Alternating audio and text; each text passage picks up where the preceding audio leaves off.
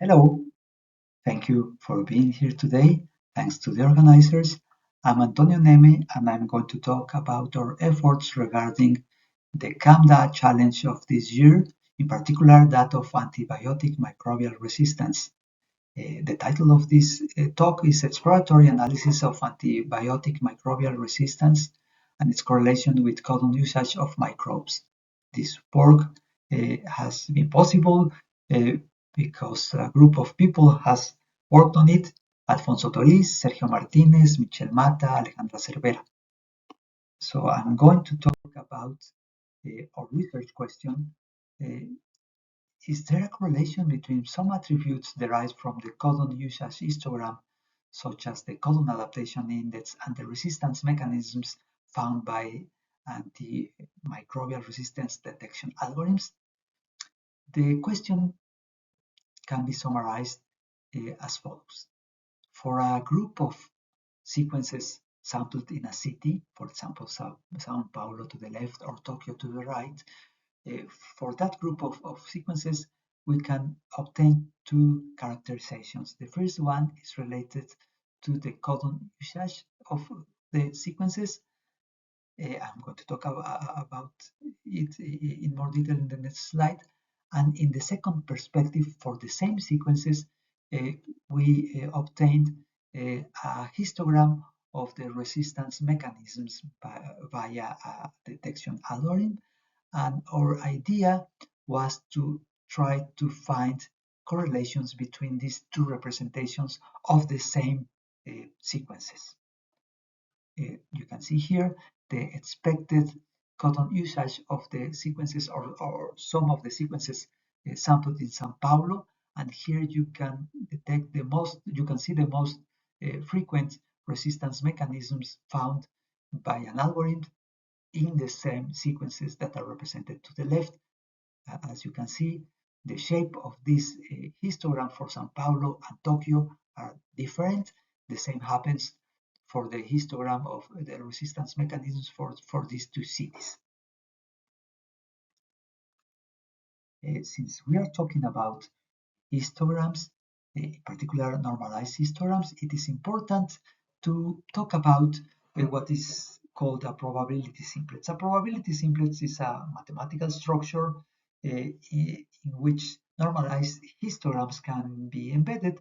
Each normalized histogram is an instance of compositional data. Compositional data has a property that the sum of all its components is fixed for all instances. So since all normalized histograms have this property, then all histograms can be represented as points in this structure, the probability simplex. Even though the probability simplex lives in a high dimensional space, not all possible regions in that space can be occupied since the data is compositional, so all points or histograms occupy only the surface of this structure. This perspective is important for visualization, but also it allows us to apply some specific tools, which I briefly going to mention in a few more slides. So the path we followed in order to construct these two perspectives for the available sequences is summarized in this slide. For a set of sequences obtained in a given city, we call that set C, we follow two paths. In the first path, we align the sequence or the sequences in order to construct the best we could the relative frequency of codons, that is the histogram of the codon usage. On the second perspective, for the same sequences, we applied CARD, which is an antimicrobial resistance detection algorithm, and from this application of the algorithm, we obtained the histogram of resistance mechanisms. In this perspective, then, we applied two different tools to the same set of sequences. The one that allows us to construct a codon usage histogram, and the one that allows us to construct a resistance mechanism histogram. The the codon usage histogram is simply counting the relative frequency of each of the 64 possible triplets or codons, and it was not always possible. That is why we applied the alignment step. But following this, we tried to summarize a set of sequences, probably a very large set of sequences from a city, in a histogram with only 64 descriptions. That is the relative abundance of each of the triplets.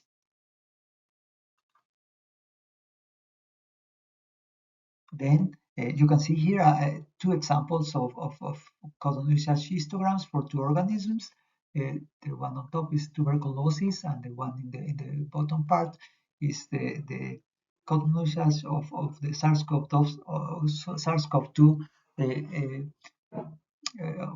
obtained in Mexico City in that particular date. So this is basically the representation that we can obtain from a sequence or from an organism.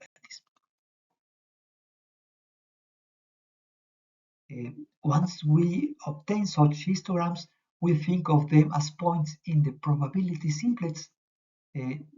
Each organism or sequence can be represented then as a point here. And once we obtain this histogram, we can extract even more characterizations. For example, we can compute the codon adaptation index, which is a measure of the bias toward one of the synonyms for a particular amino acid. And we can also obtain the entropy of that distribution, which is a measure of the uncertainty behind that distribution.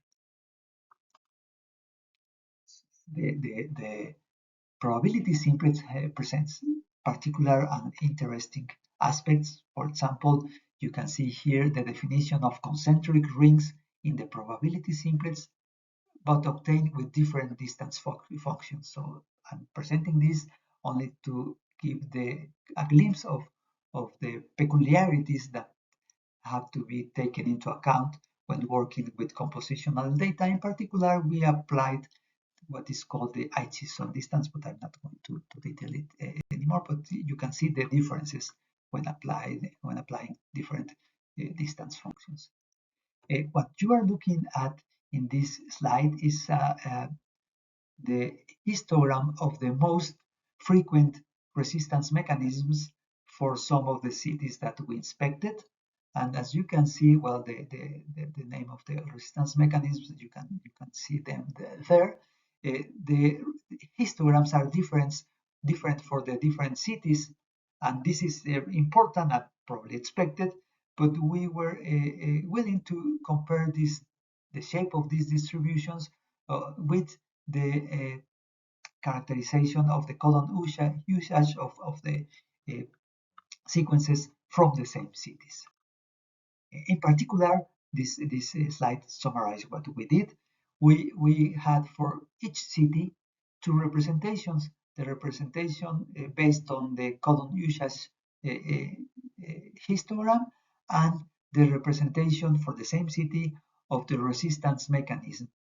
So with these two perspectives, we were able to apply exploratory data analysis tools.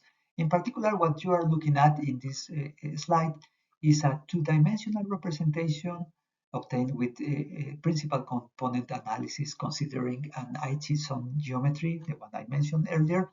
And what you see here is an approximation of the location each city occupies in the probability simplets, in the codon usage probability simplets. This is a two-dimensional representation of a 64-dimensional space.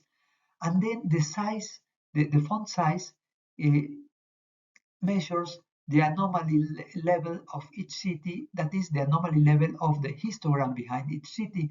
We applied an algorithm called local outlier factor, and the smaller the font, the more anomalous is the city. This has some interesting consequences that I'm not going to describe, but this is just an example of what we did following an exploratory data analysis based only on these probability simplex, that of the codon usage space. Then we combine these two probability simplex, the one regarding the codon usage aspects and the one related to resistance mechanisms. And what you are looking at here in this figure, is the entropy of the resistance mechanisms in this axis. And in this axis, you see the codon adaptation index of the uh, codon usage for the same city. You can see there is a correlation. Of course, one can be tempted to draw a line here and obtain R squared, which we did. But the important aspect here is that we basically combine these two perspectives and obtain this image that tells us that there is a correlation between these two different characterizations. Of course, this tell us something interesting. So basically, these two are the main results I was willing to present here.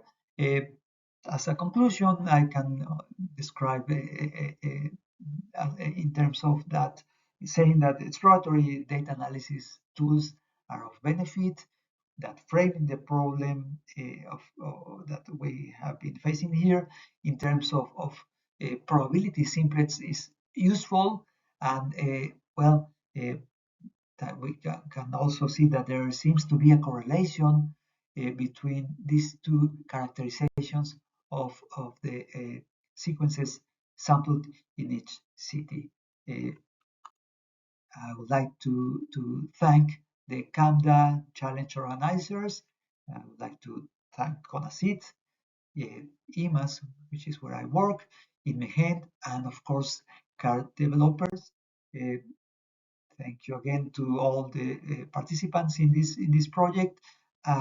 Basically, we all are part of what is called the Anomalocaris project. We are basically interested in applying anomaly detection algorithm. You can see more information here. Thank you for your interest. I'm open to questions. Thank you.